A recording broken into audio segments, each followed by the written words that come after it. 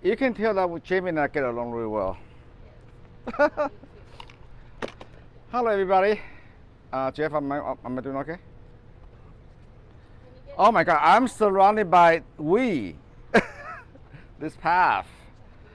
To some people, Lady Slipper is the real orchid.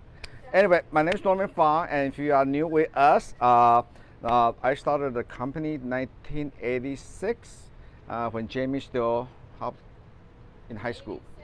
Yeah, in '86 when I graduated. So, Jeff, can you give do this give you an overview starting from here?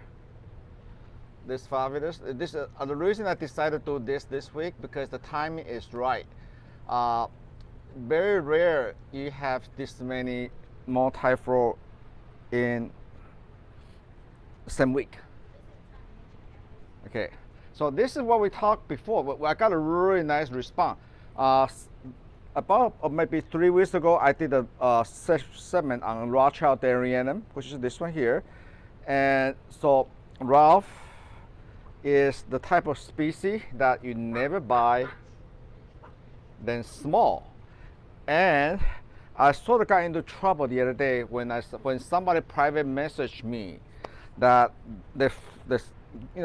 people private message me all the time for reference, and there's a copy image of to me from eBay, and I do not know who's the buyer, who's the seller at the time. Nor do I care. There was some kind of really ridiculous price, including shipping for like $39.95, and I just recall my orchid mentor.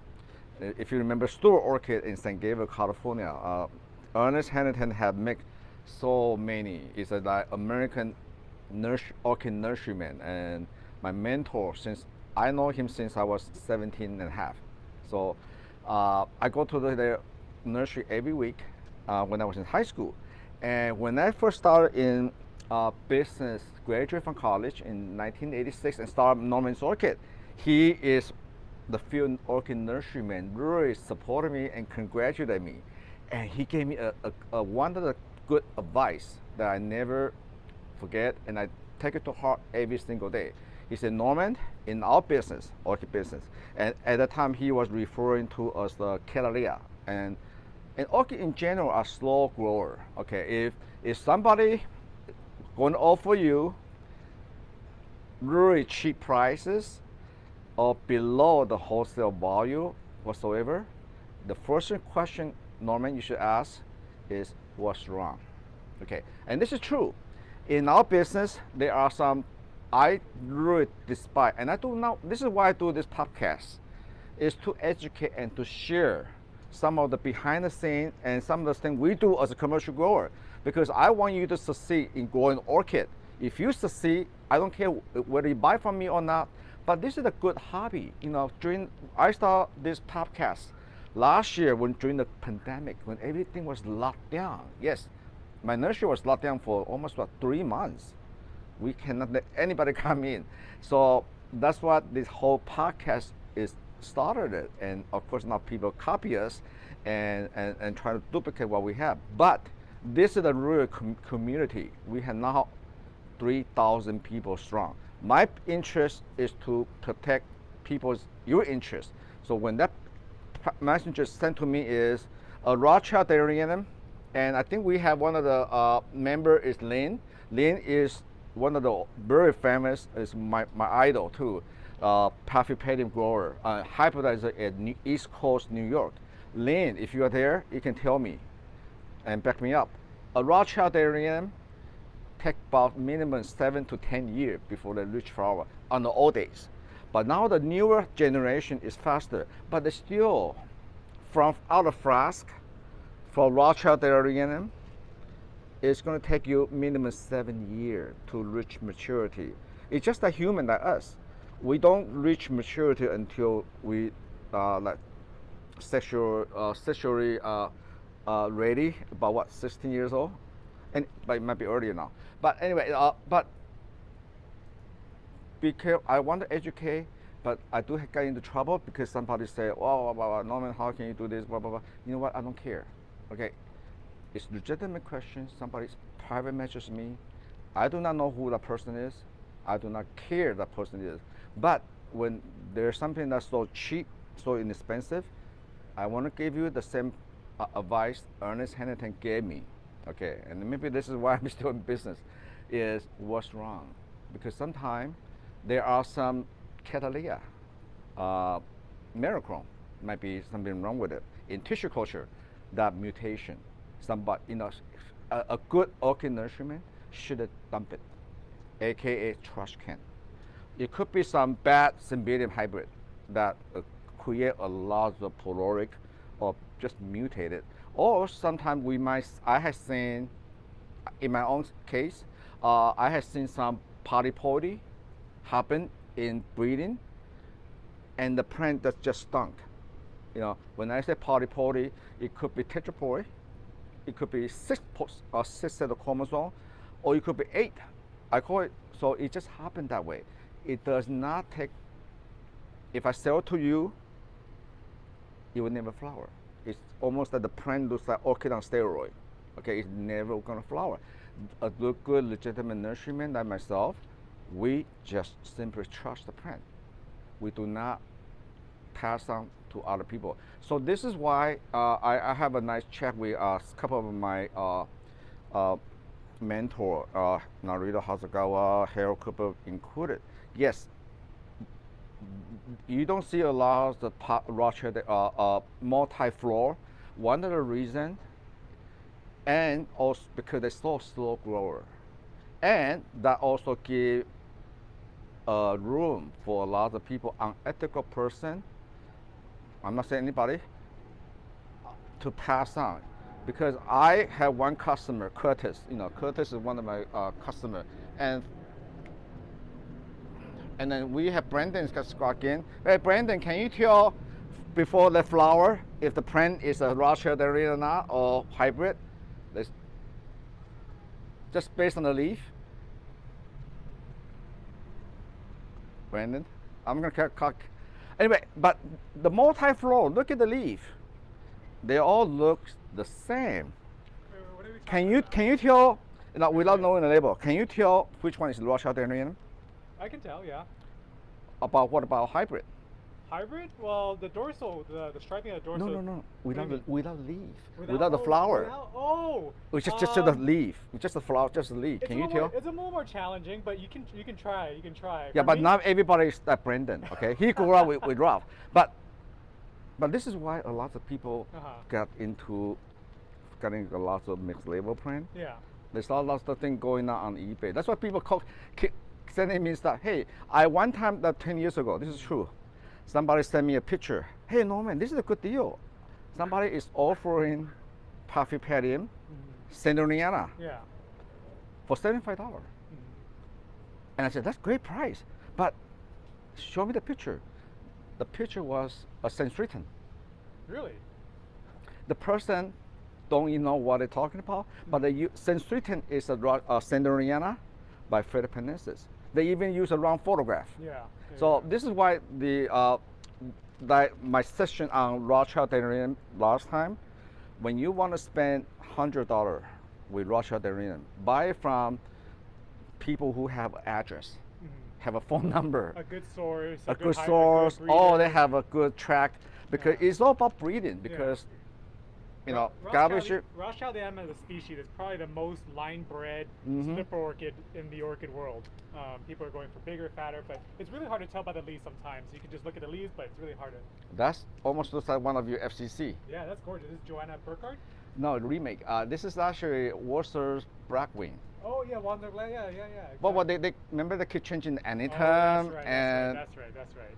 Anyway. That is gorgeous. That is beautiful. Four flowers. 3 flowers, amazing. Yeah. Look how dark that dorsal is too. That's yeah. gorgeous. So this is actually a very exciting period right now for the new trend to get into Rochester because or any other multi-floral, because now, unlike in the 80s, I always like to use the example of Rochester, the Chelsea and Boyle FCC. The first 2 FCC, it was a terrible breeder. That was the first 2 FCC out of jungle, and let me tell you, The flower is probably half the size of this. Yeah, and the flower count was really low. The count can be low, and the leaf is really strapped. You know, Exactly. if you sell leaf, plant by the leaf span, like in the old days on fan analysis, $10 per inch. Yeah. Yeah. In fact, they were charging back in the '80s, $10 per inch on raw Chaldean. This is before you born. I believe it. I believe it. You know. Yeah. Anyway, so this is a spectrum. Now, I might as well have him call for this for me. What are the things you should look for on the multi-floral? For growing. For growing.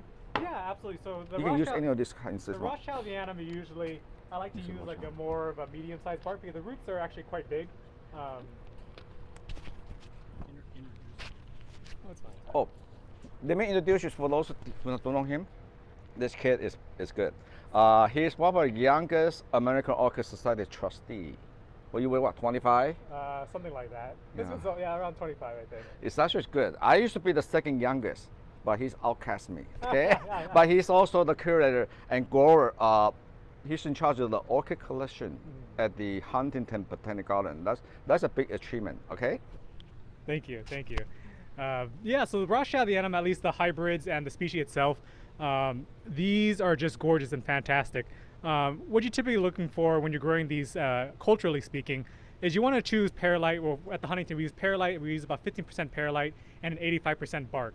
And the bark really depends on like the size of the plant. So if it's like a seedling, you want to ensure that you use smaller bark. So generally speaking, the larger the root, the larger the bark that you want to use. The smaller the root size, the smaller the bark. Especially when these plants grow to bigger specimen, you want to choose larger bark. So at the Huntington, we use a medium-sized bark, a little smaller than medium-sized bark, and then the perlite then we use on top of that. But good drainage is also another great aspect that you want to encourage with growing Rothschildianum hybrids and the species itself. But good drainage, make sure the pot has a very good amount of holes in it because good drainage will promote good aeration on top of that.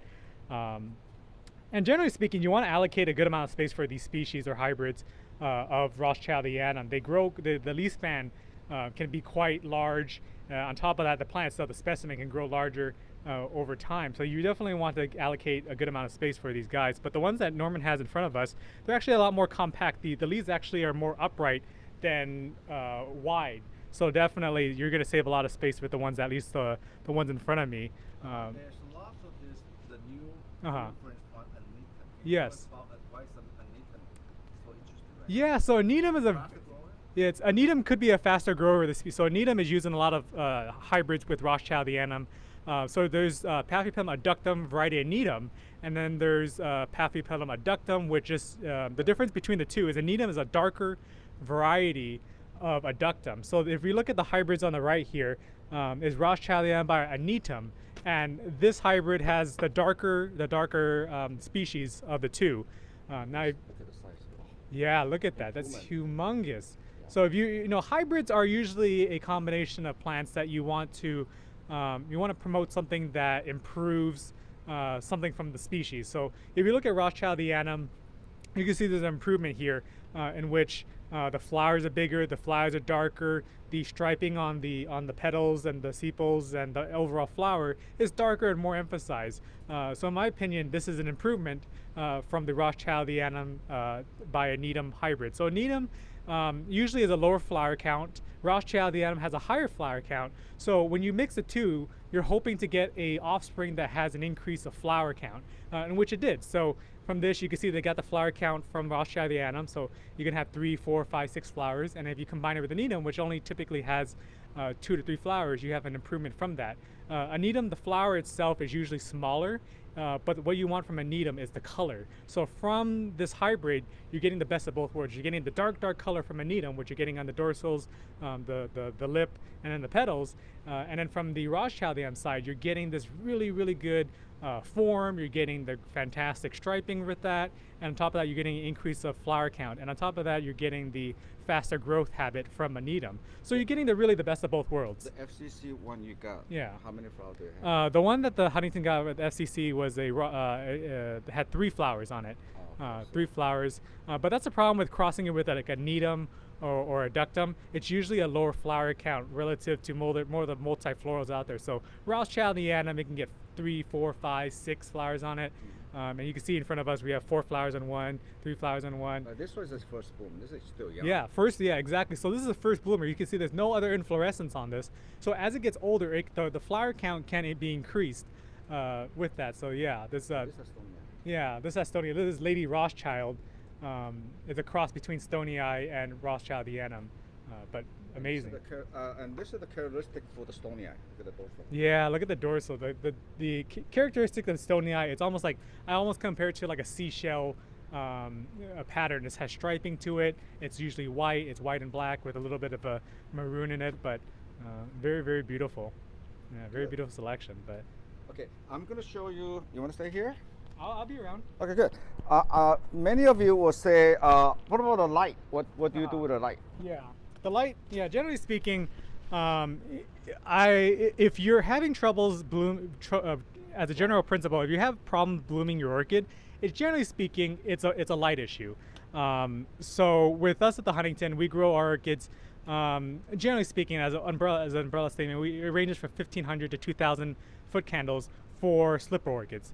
And that's kind of a good measurement. You can go on Amazon, you could buy a light meter, and you can kind of gauge how much light it should be getting. But with these Paphiopedilums, they love a lot of light. The more light you can give them, the better. But of course, don't stress them out. You got to really gauge and see how much light you're giving these plants according to your area, because every different area has different parameters.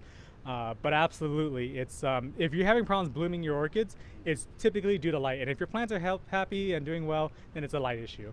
I found this type usually not much pest and disease. Yeah. Is this same to you? Yeah, absolutely. There's really not many pests and diseases when it comes to these plants. And typically with bugs attack plants that are generally weaker.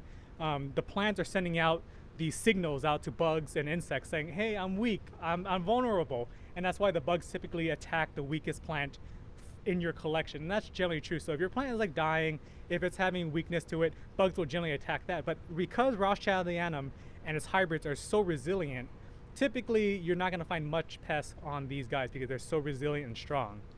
Okay, and I brought this up to show people that what to do when they flower, finish. Yeah, when it finishes. So every Paphiopedilum fan will only produce one inflorescence, and that's true for all Paphiopedilums. So this one fan, they're not sequential flowers. They're not sequential flowers. Exactly, they're not like Phalaenopsis. So once this fan has bloomed, you won't get another inflorescence. So what you want to do is you want to cut the inflorescence at the base, closest to yes. Okay. Oops, don't cut the cord. Oh, nice to have an assistant here today. Yeah, so just make sure you watch it. Yeah, okay. As low as you can go, and that's important because as this thing is fading away, you don't want the inflorescence to start rotting. You don't want to cause any fungal problems. So it's good to remove any dead, decaying material as soon as possible. Now, do you think this is a good candidate for repotting? Yeah, I think so. I think they could. Yeah. I think the perfect timing for repotting is right after the flower, right? Yeah, exactly. Right after flower. Make sure you don't do it when it's in flower or about to flower. Would you wait the shoot get longer than this one? What do you think? This one here, no, I mean, you see, Paphiopedilums are so easy to grow. We repot them year round. Of course, we avoid when they're in bloom or when they're about to bloom. But something like this, you can repot it without much worry. They're resilient, strong plants. Even though the new plantlet is just emerging, it's fine to repot. But yeah, this is. So it's not that. Remember my 4 to 6 inches rule for Galleria. Yeah. Because that I remember my mentor in Orchid. One of the things about Paphenetic, remember Narita Hasagawa and Harold Cooperwood, is you can repot Paphiopedilum. Yeah. Pretty much any time of the year. Yep. There's no resting period, so that's exactly. Okay. Anything you want to add to this? How about this? If this is I think this is the sign of need to be repot. What's wrong with this plant here? Yeah. So this is the. So this is just a need of repotting. So you can see it tipping over. You can see that this plant started to tip over. It needs a little repotting and a little upright because if it starts fading over, you're going to get a plant that's going to start to grow curve over, and it's going to go towards the light, in which it can cause your plant to kind of be And little also awkward. the new leaf should Yeah. not be like this. It shouldn't be this limp, but it's easy enough where you can just put a stake up and give it a little support. It'll be fine. Don't worry about it. And then, you know, this is what Norman was trying to make me have me point out. So this is probably a fungal issue, which is no big deal at all. It's old leaf. It's just an old leaf as well. You can. I usually just. Yeah, you can cut it off. It really depends like on the situation. Like something like this, you never know what it is. It's just kind of an old leaf that's dying, and anything that's old leaf that's so kind of old and decaying, it can cause you just want to cut it off because it starts to rot. It starts to cause things. So anything like living things. That's the trouble when plant. This is actually the polymedia is kind of very old, very decomposed. Yeah. So the plant are kind of stressed. They're not happy down there. Yeah. So they are more subject to fungus infection. Yeah. So even though we have this 5 cent a teaspoon per gallon of water as a preventative, Yeah. a lot of time a situation like this, even if when I cut it back, I would bring out the big gun, the 5 ton, 27. Yeah. 5 ton is the copper base. I usually use it twice a year. It give it's not like the old coal side. The everything is sprayed become blue. It have very clear. So especially if you live in Florida and you go this outdoor, or the south, the Louisiana, sunny live in Louisiana, very hot, high humidity.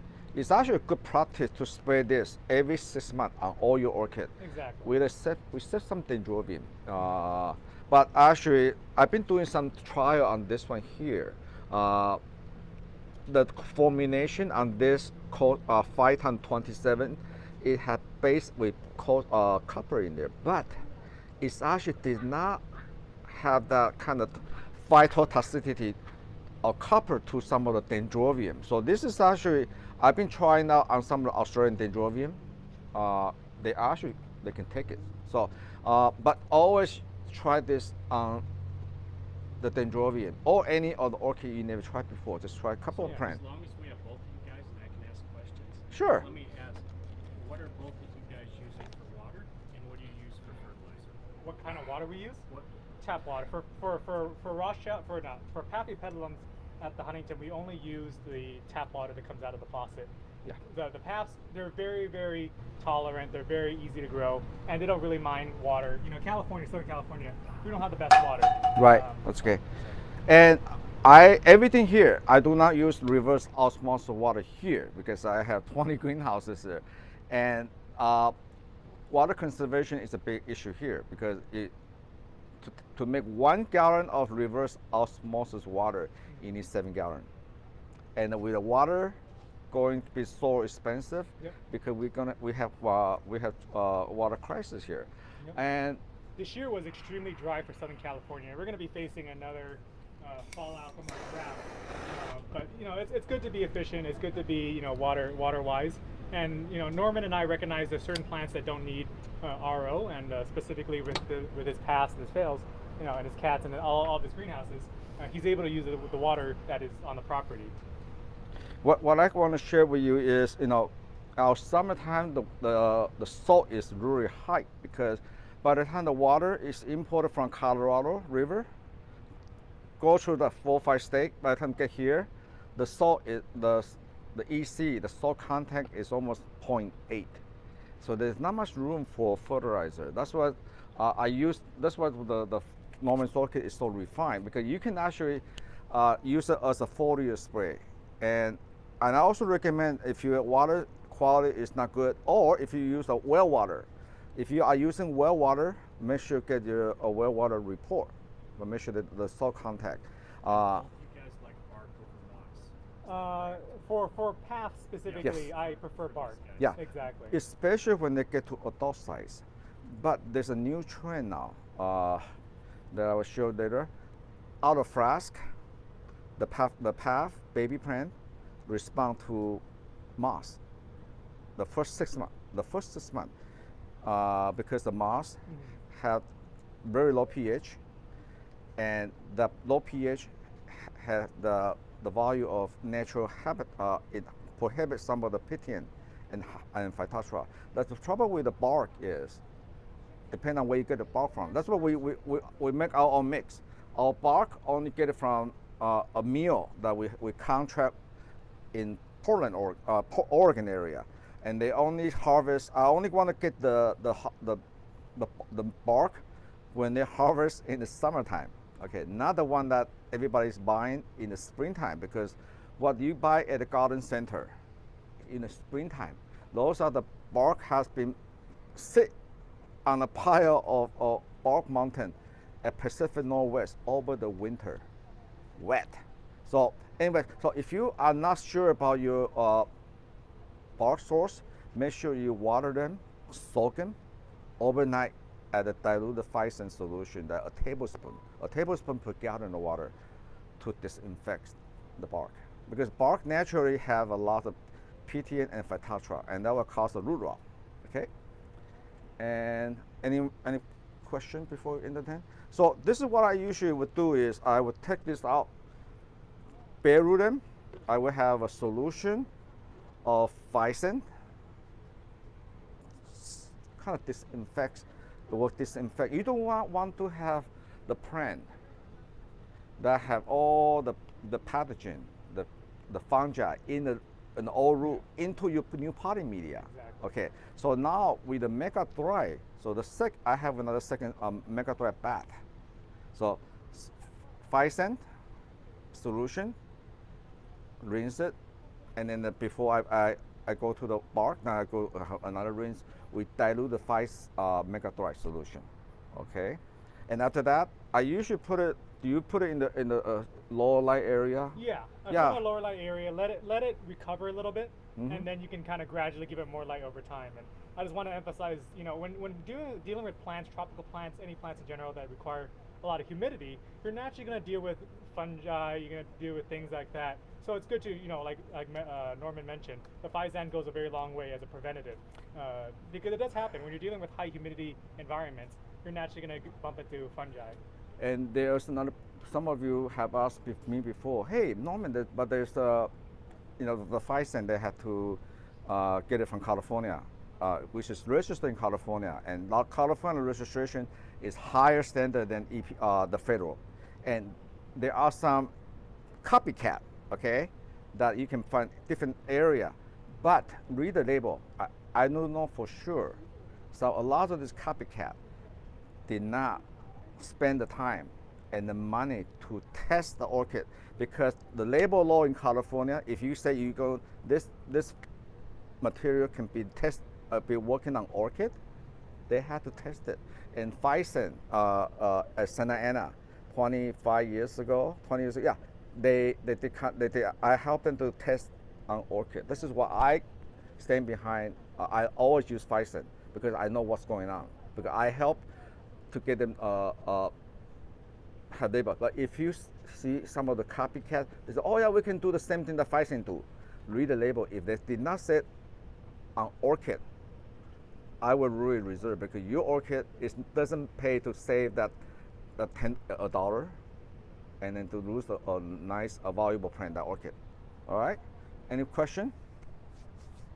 So basically, on the Multi-Floral Paphiopedilum, okay, always buy the biggest one. If you see anything on eBay, always ask how big the leaf span. The leaf span will actually help you to determine how old the plant is, and also trying to, we always try to buy the plant, especially multi-floral. Any of the parentage have cultivar there.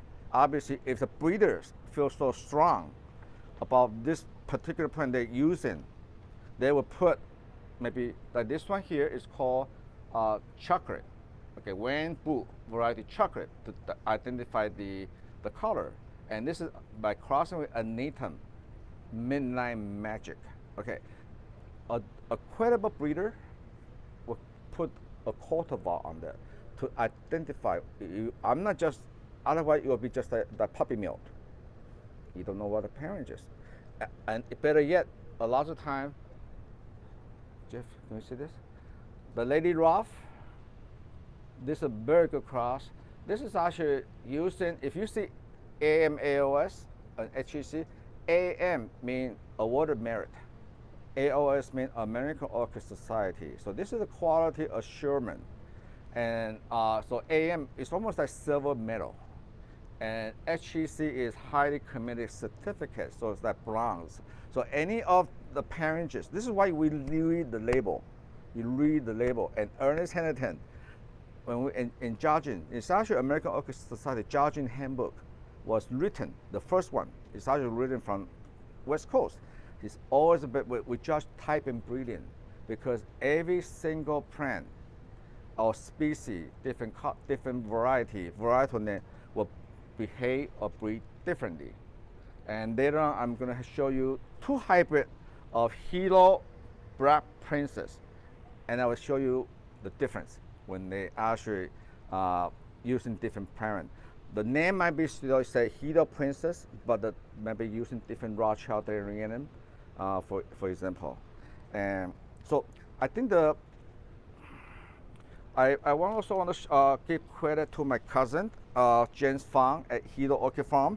Yeah, there's a lot of fan in the orchid business. I think James Fang actually, I have a beautiful. He do a lot of growing and hybridizing in the multi-floral, and he also is the one that getting a lot of the FCC on his breeding. He's in Big Island, Hawaii, and I lived in Hawaii for 6 months. So and I got to know James when he first began his business in the '80s, and so we could become friends because I told him that James, you really needed not to grow Dendrobium phalaenopsis because he was doing Dendrobium phalaenopsis at the time, but then Denfeld just does not ship well in the fall because they're very sensitive to ethylene.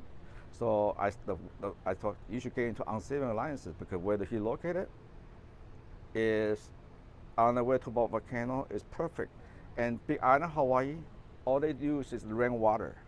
Rainwater. Hilo, Hawaii, I live there. I love it there. It always rain in the evening, about 8 o'clock after dinner, every day, especially in the summertime. So you don't have to water you long. People actually, I know people, when you go to Hawaii, most people go to Oahu or go to Maui. Stop by the Big Island. Big Island is bigger than any of the islands combined. In fact, they had the biggest private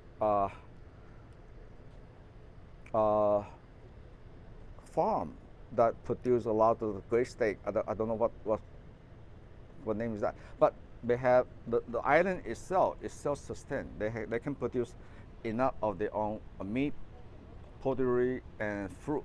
And okay, any question? I think this is pretty straightforward. Give this genus a try. This lady zipper, because for me, in a lot of species the season sort of between late spring and summer. Okay, and so a lot of your phalaenopsis, like spring phalaenopsis finish, some of these are just coming up. And I want to show you some of this very new exciting is like this is actually Prince Edward York, but not a very good example. But this is actually been breeding with the Sanderiana that had 36 inches petal. So this is very exciting because now a lot of these species are more readily available. In the old days, the Sanderiana maybe cost thousands and thousands of dollars. But now you can actually rate, every time I have Sanderiana for sale, be gone in 1 month because if you they just very slow grower and they just do not have the kind of quality available. So, but if you like to do what I call entry level, I do recommend this cross that we have called Lady Rough. Okay, Lady Rough is this one here.